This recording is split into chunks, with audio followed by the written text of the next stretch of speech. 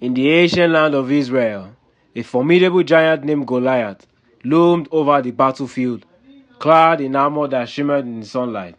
He stood over 9 feet tall, his voice booming across the valley of Elah, as he challenged the Israelites to send forth a champion to face him in single combat. What a proud warrior and a mighty giant he is, and with the Israelites summoned a warrior to go toe to toe with Goliath. The Israelite army encamped on one hillside, trembled at the sight of Goliath. For 40 days the Philistine giant had mocked and taunted them, his challenge unanswered. Among the ranks of the Israelites was a young shepherd boy named David, who had been sent by his father to bring food to his older brothers in the army. Who is this young boy and what role does he have to play in this war? David arrived just as Goliath issued his daily challenge. He watched as the soldiers cowered in fear, but his own heart burned with a different kind of fire. Seeing the fear and dismay, he asked, "Who is this uncircumcised Philistine that he should defy the armies of the living God?"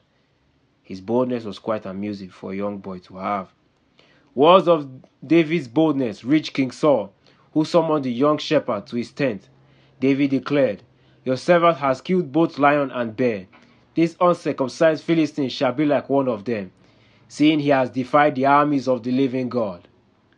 Impressed by David's faith and courage, Saul offered him his armor, but David refused.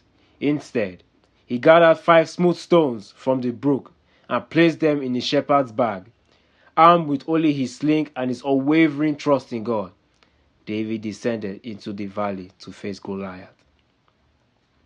As Goliath saw David approach, he laughed. "Am I a dog that you come to me with sticks? I will give your flesh to the birds of the air and the beasts of the field."